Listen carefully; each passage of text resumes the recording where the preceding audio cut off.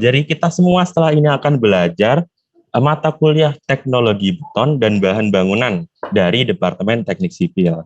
Dan yang akan membawakan materi pembelajaran dari Departemen Teknik Sipil pada pagi hari ini adalah dari Ibu Dr. Engineering Januarti Jaya Eka Putri, STMT. Nah, baik, karena sepertinya kita semua sudah bersemangat, maka saya serahkan saja kepada Ibu Januarti untuk memulai sesi pembelajarannya. Waktu dan tempat dipersilakan, Ibu. Baik, terima kasih Mas Ardi. Tetap semangat ya, ini pagi mungkin ada yang belum sarapan, nggak apa-apa, disambi sarapan juga boleh. Biasanya anak sipil sih kalau pas ospek, sipil gitu ya, biar ini ya, biar semangat, biar semakin cinta untuk membangun negeri. Saya izin ya untuk share screen yang sudah kami persiapkan. Mohon bantuan nanti Mas Ardi kalau misalnya saya terlewat waktunya, nanti saya diberi tanda ya, di kode ya. Karena ini materinya banyak, juga pengenalan apa itu teknik sipil. Apakah sudah bisa dilihat ini Mas Ardi, oke kah? Bisa Ibu, terlihat jelas Bu. Ya, saya slide show kan. Oke. Selamat datang di ini loh ITS gitu ya. Ini loh ITS keren. Sudah ITS sipil juga ya. Wis ITS sipil pisan gitu kalau bahasa Surabayanya begitu. Ini nama saya, perkenalkan nama saya Januarti Jaya Eka Putri. Tentu saja lahirnya bulan Januari ya. Jadi ini masih dalam masa ulang tahun. Kemudian lahirnya di Jayapura, jadi namanya Jaya gitu. Jadi mudah-mudahan sini ada yang wakil dari Indonesia Timur ya. Nah, jadi dulu saya sekolah di Jayapura, melanjutkan kuliah di jurusan Teknik Sipil.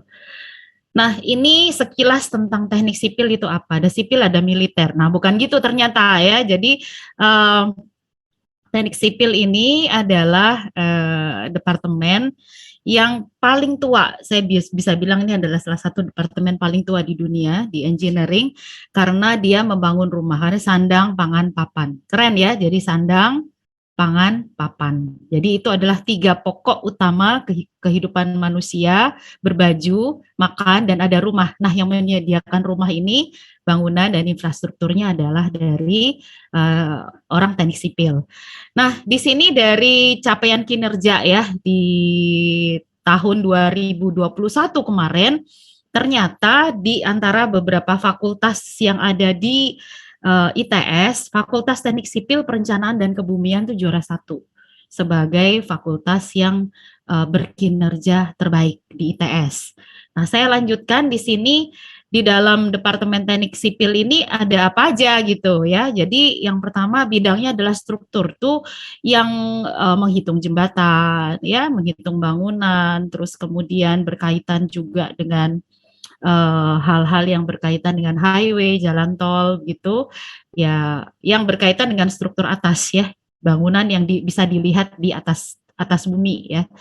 Nah, kemudian yang kedua adalah saya highlight di situ, saya berikan stabilo warna kuning, bidang beton, material maju dan komputasi mekanik. Ini adalah nama yang saya ambil nama nama laboratorium ya. Jadi ada laboratorium struktur yang pertama, yang kedua adalah laboratorium beton. Nah, beton ini yang ngaduk-ngaduk beton, yang mendesain beton, terus kemudian membuat beton kita menjadi lebih kuat, yang memperbaiki apabila bangunan itu sudah rusak. Itu tuh yang mengurus adalah orang di bidang beton di dalam teknik sipil.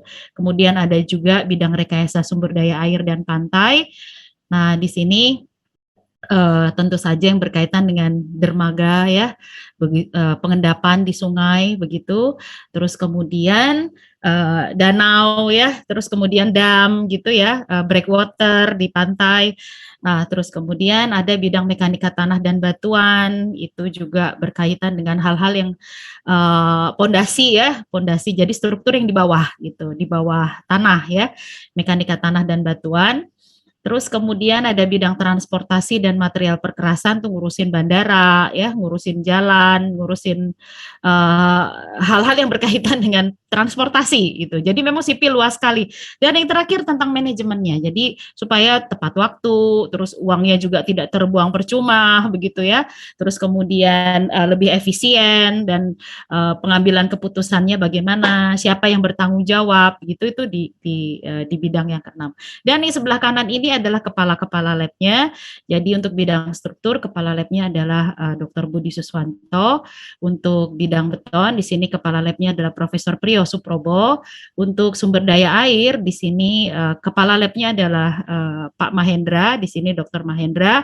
Mekanika tanah, di sini ada Bu Dr. Yudi. Transportasi, Bu Dr. Hera. Dan yang terakhir, bidang manajemen konstruksi, kita punya di sini Pak Dr. Arif Rohman.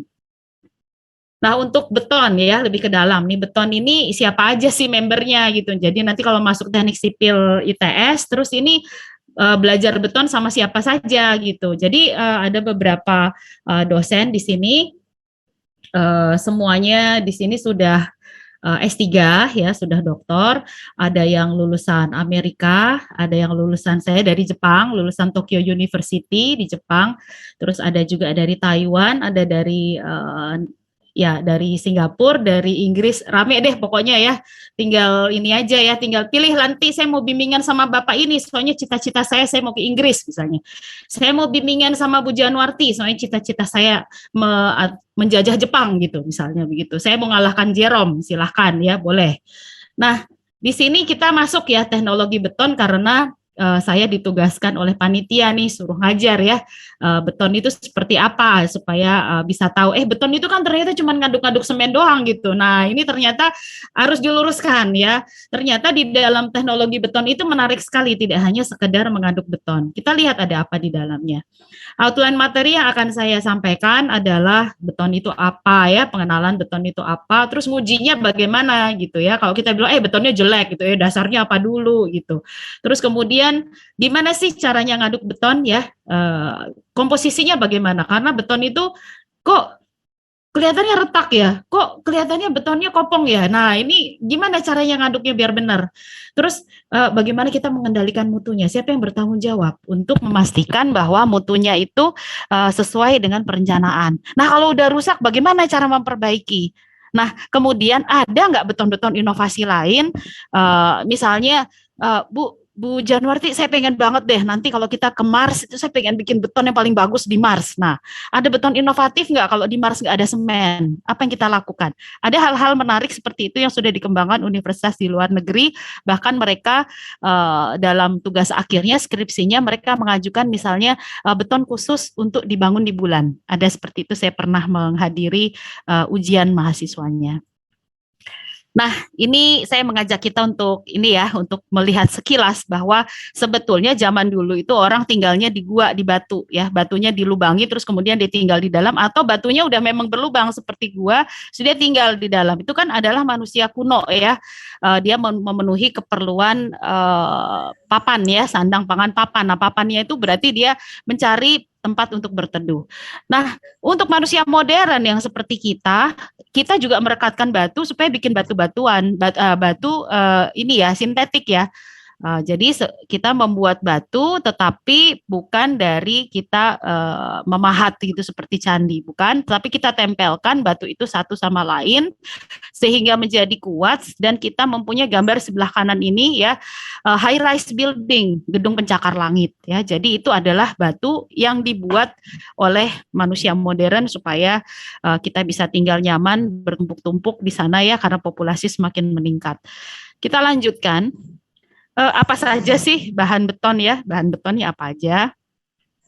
Satu, tentu saja bahan pengikatnya semen. Semen kan tahu ya, semen banyak ya dijual di mana-mana. Terus kemudian kalau semen dicampur sama air, ini akan jadi perekatnya. Karena itu kita mengatakan bahwa semen dan air ini adalah bahan binder atau pengikat ya. Terus diisi sama batunya gitu ya. Jadi batu ini adalah yang mau kita lem dengan baik. Nah, disebut sebagai filler atau pengisi. Ada dua, jadi batu pecah atau agregat kasar, ada yang bilang kerikil ya. Terus kemudian kita masukkan pasir, terus kemudian kita berikan semen, kita campur dengan air, diaduk di molen, ya. Kemudian keluarlah beton yang seperti gambar di kanan bawah ini, ya. Jadi inilah gambar beton segar, ya, fresh concrete, ya, beton yang segar. Kita lanjut, ya. Nah, kemudian beton itu harus kuat, ya, harus kuat. Gimana caranya supaya beton itu kuat, gitu kan? Nah, kita lihat beton itu kuat apanya? Ternyata dia kuat terhadap tekan, ya. Dia kuat terhadap tekan. Kalau ditekan itu, ya, kalau ditekan itu dia kuat. Jadi tanda senyum di sini, kuat terhadap tekanan. Tapi beton itu ternyata nggak kuat terhadap tarik. Jadi kalau beton itu pecah, ya, jatuh, kebanting, kedorong, ketumbuk, ya, kemudian atau mendapatkan gaya tarik begitu, maka dia nggak kuat. Nah, karena itulah harus dikombinasikan seperti ini. Betonnya kuat menahan tekan, tetapi nanti yang menahan tariknya adalah tulangannya. Jadi ini adalah besi-besi baja, ya, yang disusun menyilang seperti ini. Nah, itu disebut tulangan. Jadi kayak kita punya rangka ini, ya, rangka di dalam badan, ya, punya tulangan gitu. Terus kemudian baru diselimuti, dimasukkan beton ke dalamnya. Karena itu disebut sebagai beton bertulang gitu. Lidah tak bertulang, ya, tapi ini beton ternyata harus bertulang. Saya lanjutin. Macam-macam beton. Sudah saya jelaskan tadi, ya, beton bertulang. Beton itu ditulangi, jadi di dalamnya itu ada tulangannya. Terus kemudian jumlah tulangan itu harus ngikutin persyaratan. Kalau tidak mengikuti persyaratan, sering kita lihat terjadinya gempa. Kemarin gempa di mana tuh? Labuan, ya. Di daerah Banten begitu, saya melihat juga banyak sekali kerusakan-kerusakan pada bangunan akibat gempa, ya, dan ini juga dikhawatirkan, ya, karena kalau ternyata tulangannya tidak kuat tersusun dengan baik sesuai dengan spesifikasi standarnya, kalian juga nanti kalau di sipil belajar nih standar-standarnya, jadi harus mengikuti peraturannya, standarnya seperti apa, masangnya bagaimana, ngecornya bagaimana, supaya mendapatkan beton bertulang yang seperti ini. Ini ada tower, gitu, ya. Saya mau bikin Monas, gitu, ya. Saya mau bikin Monas di Maluku, nah, boleh gitu, ya. Bertulang, nah itu, ya. Jadi ada spesifikasinya. Nah, ada juga beton pracetak, kayak puzzle nanti. Jadi kayak main puzzle begitu. Betonnya dicetak dulu di pabrik dalam bentuk kotak-kotak seperti itu. Nah, nanti kalau sudah di tempat mau didirikan bangunannya, itu dipasang, dirakit menjadi bagian dari bangunan gitu. Jadi nanti diangkat dengan menggunakan crane, terus kemudian disusun seperti menyusun puzzle gitu. Jadi sudah ada teknologi puzzle untuk memasang bangunan, ya. Terus kemudian ada juga beton yang disebut dengan prategang. Jadi betonnya itu sudah dicetak dulu, contoh, ya, ini ada yang dicetak dulu, terus kemudian sebelum dicetak itu di dalamnya ada selongsong, ya, ada selongsong pipa, terus kemudian ditarik ini kabelnya, ada tulangannya ditarik, jadi betonnya dalam kondisi sangat tertekan. Ini diberikan untuk biasanya bangunan dengan hall yang luas, ya. Terus kemudian jembatan gitu, ya, jembatan bentang panjang gitu, itu kita menggunakan beton prategang. Terus ada juga ini mungkin pernah lihat gorong-gorong, ya. Ayo diangkat, angkat, yuk, kiri, geser. Nah, ini misalnya kita menggunakan beton seperti ini untuk unit atau untuk gorong-gorong di bawah, ya, dilewati untuk air bersih, air kotor atau apalah, ya, elektronik, ya, segala macam di situ bisa jadi adalah ada limbah, ya, buangan gas atau buangan dari pabrik. Nah, yang terakhir sering, ya, lihat kalau di pinggir laut ada breakwater, tetrapod breakwater untuk memecah gelombang yang besar supaya pantai kita tidak mengalami abrasi. Jadi gelombang yang besar itu kalau langsung menghantam pantai kita jadi terkikis. Nah, ini beton-beton ini dimanfaatkan untuk memecah gelombang supaya nanti gelombang yang menuju pantai sudah sudah smooth, ya, sudah halus gitu, tidak keras, tidak kasar. Semen sendiri ternyata beda-beda, ya. Jadi habis dari kuliah ini jadi harusnya ngerti, ya. Wah, semen apa yang dipakai nih gitu, bisa gaya dikit dong, ya. Pak, saya mau beli semen, pokoknya semen khusus yang buat ini. Ternyata semen itu nggak sembarangan. Jadi saya tunjukkan di sini. Semen tipe 1 itu adalah semen standar, yang paling standar, dan semen yang paling banyak dipakai untuk bangunan pemukiman, gedung bertingkat, standar banget. Tapi sayang sekali semen tipe 1 ini ternyata tidak banyak dijual, sudah tidak lagi dijual eceran. Jadi harus pesan ke pabrik, ya. Ya, jadi di sini uh, tidak bisa dipakai juga untuk daerah di laut gitu, atau daerah yang kadar pH-nya rendah dekat-dekat pabrik begitu tuh nggak disarankan. Tetapi untuk yang biasa-biasa saja itu bisa. Dan yang bisa membeli itu biasanya adalah ready mix. Ready mix itu kalau kalian lihat ada truk di jalan terus muter kayak ini nggak selesai gitu ya, muter terus. Nah itu biasanya itu dari truk-truk ready mix. Ready itu siap pakai ya. Jadi beton yang sudah siap pakai, tinggal dia tuangkan, dia punya pipa gitu untuk menuangkan betonnya, itu dia bisa pesan untuk tipe 1. Atau melalui saya misalnya riset ya, jadi saya nelpon ke pabrik semen, tolong dong kirim gitu. Buat apa Bu? Kos-kosan? Ngawur kos-kosan. Enggak, buat ini nih, buat riset mahasiswa. Nah, itu bisa dikirimkan ke ITS. Nah, yang banyak dijual mungkin ada beberapa di sini, salah satunya walaupun ini sekarang sudah hampir berhenti, ya, tidak terlalu banyak dijual lagi, itu adalah semen tipe ini. Oke, 15 menit lagi ya. Oke, semen tipe 2 ini kalau yang ngecornya banyak banget gitu ya, jadi kayak jembatan, terus dam apa gitu tuh banyak, terus kemudian perlu diperhatikan juga ternyata semen itu kalau bercampur dengan air terjadi reaksi eksotermis. Apaan tuh ya? Nah, reaksi yang menghasilkan panas. Jadi ternyata beton itu kalau kita cor itu panas loh. Kalau dia mau mengeras itu dia panas banget. Nah, panasnya itu ternyata bisa membuat beton itu menjadi crack atau pecah atau retak kalau kita nggak hati-hati. Nah, dengan menggunakan semen tipe 2 ini ya, ini ternyata panasnya jadi turun karena di dalamnya ada campuran-campuran lain, nggak hanya semen saja yang menyebabkan panas turun. Dan disarankan untuk bangunan di pinggir laut, pantai ya, bekas-bekas rawa atau dam dan landasan jembatan yang besar-besar, ngecornya gede-gede gitu ya. Nah, lanjut nih, masih ada tipe yang lain ya. Yang kedua tipe 3, ada nggak sabar gitu, harus segera selesai besok, mau diresmikan Pak Jokowi gimana gitu. Waduh, nunggu 28 hari dulu Pak, nggak bisa Pak, beton itu umurnya matang di 1 bulan gitu, ngecor sekarang nanti 1 bulan baru selesai. Nggak bisa, ini mau diresmikan kok 2 minggu lagi gimana. Nah, kita menggunakan semen tipe 3, yaitu yang menggunakan kekuatan tekan awal yang tinggi. Jadi harus cepet-cepet gitu ya. Ada semen tipe 4 yang tidak menimbulkan panas, jadi dia lebih rendah lagi panas hidrasinya, dan juga ada semen tipe 5 yang untuk daerah yang mengandung sulfat ya, limbah pabrik, konstruksi lain-lain, jembatan, terowongan, sama pembangkit tenaga nuklir. Kita menggunakan tipe 5. Nah, agregat halus itu berupa pasir alam, kita mengatakan agregat halus. Terus kemudian sesuai dengan SNI, agregat halus itu pokoknya dia maksimum hanya 5 mili, ya. Yang lebih dari itu kita masukkan sebagai bagian dari agregat kasar. Nih, agregat kasar. Jadi ukurannya antara 5 mili sampai 4 cm. Itu agregat kasar atau kerikil, ya, itu kita bisa menggunakan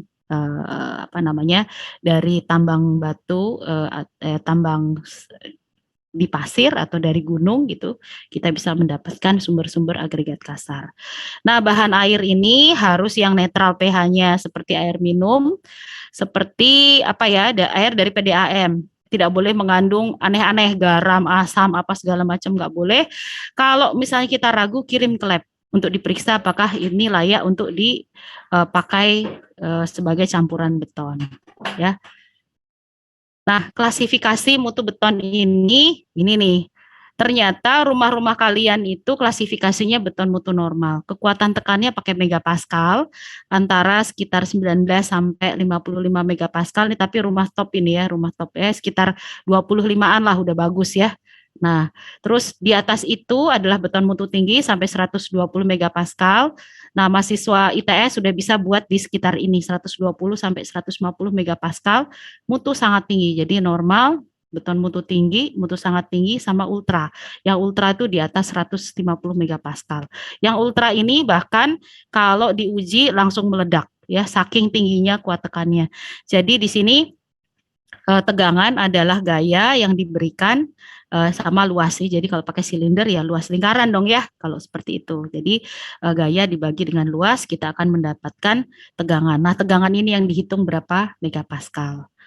Nah, kemudian macam-macam campuran beton. Ini adalah saya ngambil dari standar American Concrete Institute.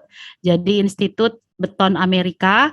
Jadi high strength beton ini bisa digunakan untuk sembarang proyek ya, macam-macam proyek. Tapi perlu diketahui di sini saya highlight kuat tekannya ngeri-ngeri di sini. Padahal semennya hampir mirip nih. Semennya hampir mirip ya, kecuali yang ini biasa ya. Tapi di sini dia memasukkan bahan campuran lain, dikasih fly ash, dikasih silika fume, dikasih slag, dikasih wah macam-macam di sini. Dia pakai kerikil juga, masih pakai semen juga, masih pakai pasir juga. Nah, tapi di sini juga ada tambahan selain air sebagai cairan, juga ada tambahan lagi selain air ya, ada liquid-liquid lain, bahan-bahan kimia yang dimasukkan sehingga kuat tekannya bisa menjadi sangar nih ya, 83 75 nih. Nggak mungkin dibangun untuk rumah, mungkin untuk jembatan atau untuk pre-stress. Saya lanjutkan di sini. Nah, ini kuat tekan beton seperti ini. Kalau diuji sampai dia rusak, ini kalau betonnya dibelah, jadi betonnya dibuat horizontal, terus kemudian dibelah seperti itu.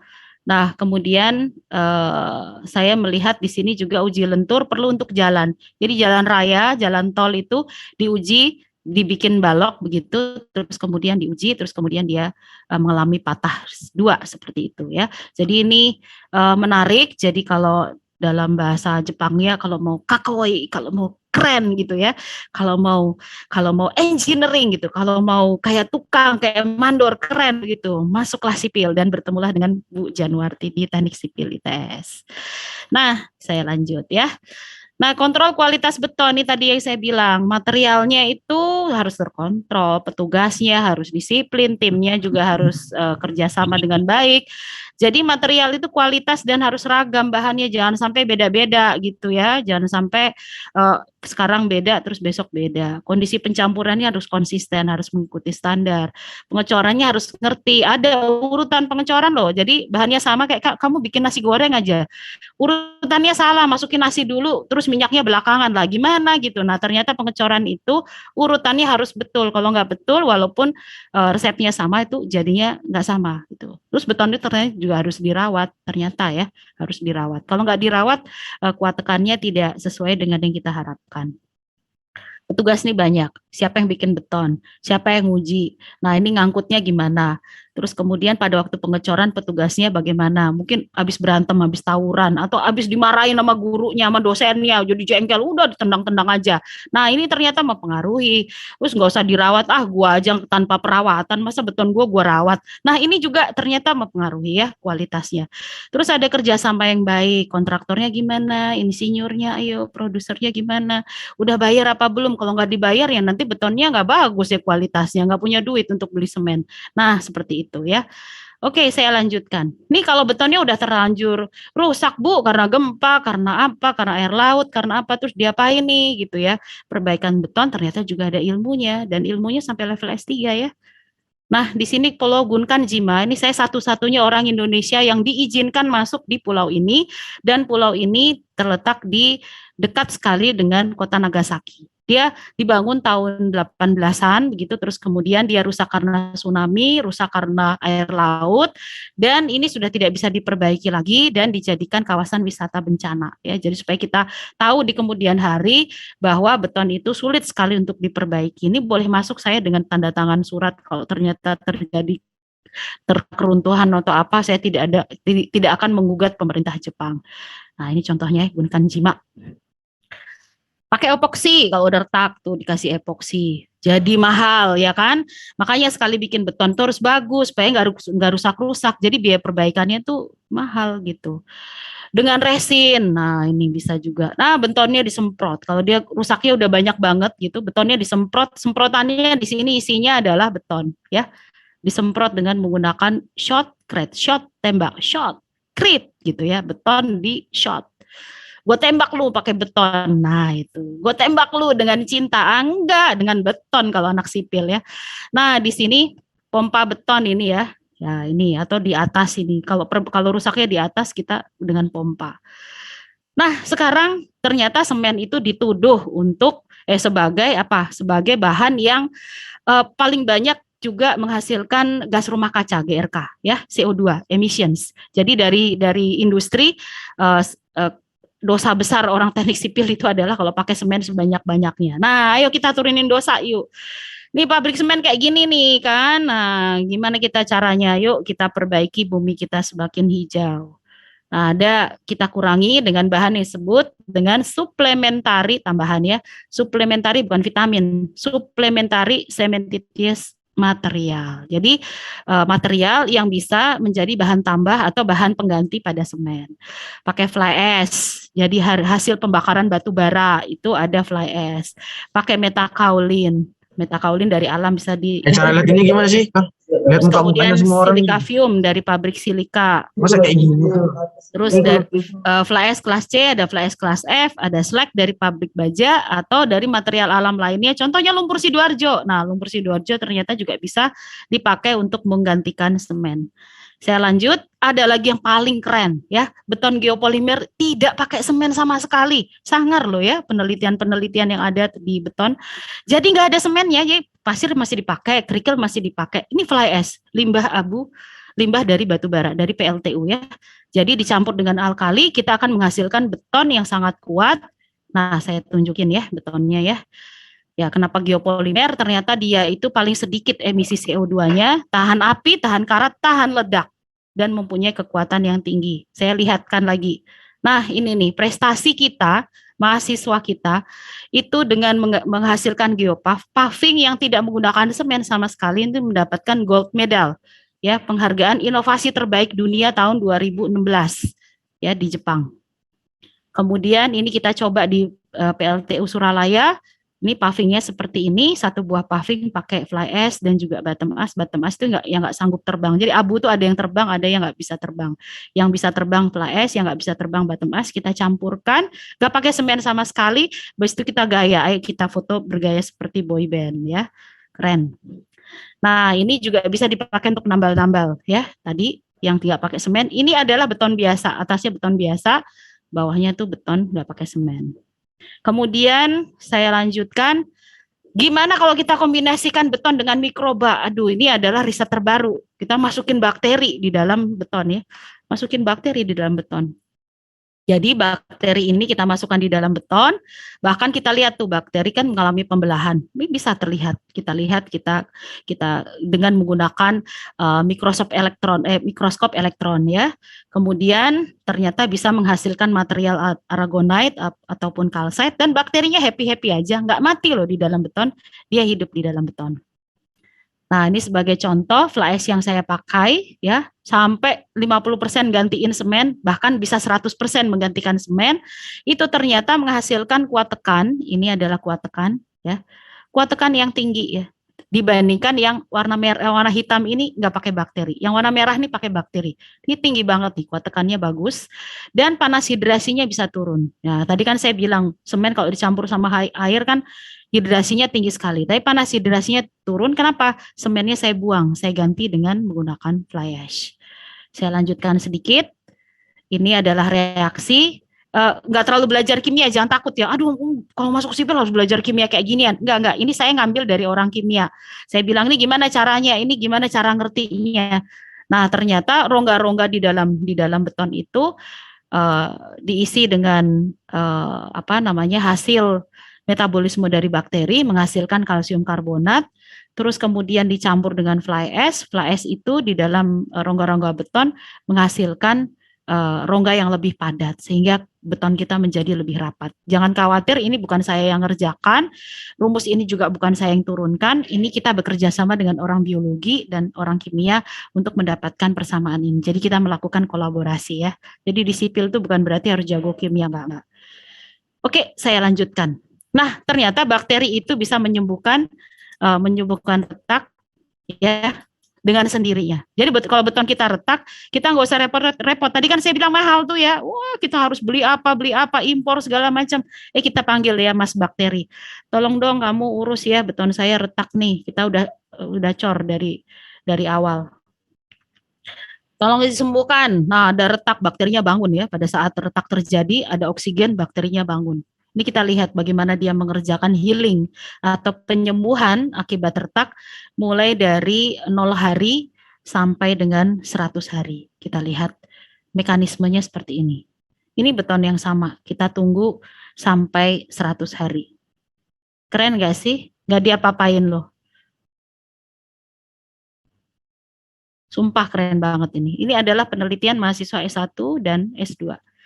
Ya, sudah diaplikasikan, dicoba kerjasama dengan industri, dengan Wika Beton. Dalam hal ini Wika Beton. Ya, saya lanjut ya. Ntar kalau lama-lama di sini terpanitia marah nih ya. Ya nanti aja kalau ada yang mau nanya bisa nanya ya. Oke, saya lanjut. Nah, karena penerimaan mahasiswa itu terhadap mata kuliah itu bisa jadi beda. Ada yang langsung ngerti, ada yang aduh nggak ngerti-ngerti nih, kayaknya mau ngulang lagi. Tadi Bu Januarti nerangin apa ya nggak ngerti ya. Akhirnya saya bikin sebelum pandemi, jauh sebelum pandemi saya sudah punya YouTube. Jadi saya adalah YouTuber. Jadi di sini saya punya materi mekanika teknik, mekanika bahan, pengujian beton di laboratorium itu seperti apa, teknologi beton dan bahan seperti apa, cara nulis karangan ilmiah yang benar seperti apa, itu kita rangkum, kita masukkan ke dalam YouTube. YouTube-nya bisa dicari, Sipiru Aisiteru. Saya tanya mahasiswa saya di semester 1 kemarin, kamu buka-buka tuh YouTube-nya ini Sipiru Aisiteru. Buka dong Bu, lihat subscribernya aja, padahal nih bukan konten yang menarik kayak jalan-jalan apa gitu ya, kontennya seperti Jerome, enggak sih, ini konten mata kuliah, tapi yang ngikutin sampai 6.700 subscriber dari Aceh sampai Papua. Jadi kita punya mahasiswa sipil di luar ITS. Bahkan yang SMA udah mulai ngikutin ini, karena mereka pengen banget untuk masuk ke sipil ya. Saya lanjut ya. Nah, ini adalah dengan sangat bangga saya sampaikan, ini masih 2 hari yang lalu, prestasi terbaru mahasiswa teknik sipil ITS tahun 2022. Ini adalah grup kami, ini mahasiswa bimbingan saya, ada S2 di sini, ya, ada dari Yaman, 1, 2, 3, ini anak dari Yaman, itu juga bimbingan saya, anak Arab ya, pakai bahasa Inggris bimbingannya karena saya nggak bisa Arab ya. Nah, di antara mereka di sini mendapatkan, di sini mungkin ada yang dari SMA 2 Surabaya, nah ini alumni mendapatkan juara 1. Jadi tugas akhirnya, TA-nya, skripsinya dilombakan di level nasional dan mendapatkan juara 1 yang diberikan oleh Federal International Beton. Ya, Ferdi Arya Rahaditya. Ya, terus kemudian juara 3 itu dari Jombang ya, SMA 3 Jombang. Sikri Fikriansah itu TA-nya juga mendapatkan juara 3. Yang nomor 1 menggunakan lumpur Sidoarjo untuk membuat beton yang 3D printing, jadi ngeprint kayak es krim, jadi betonnya naik ya, di print gitu naik, kita bisa bikin rumah dalam waktu 1 hari. Ya, terus kemudian Zikri ini juga menggunakan lumpur Sidoarjo untuk menggantikan semen. Semennya dibuang sampai 70% ya. 70%-nya adalah lumpur Sidoarjo. Jadi ini kita bangga sekali atas prestasi mahasiswa yang mengerjakan riset tentang beton. Begitu dari saya, sampai jumpa kembali ya. Saya tunggu di Departemen Teknik Sipil ITS. Selebihnya saya kembalikan ke Mas Ardi.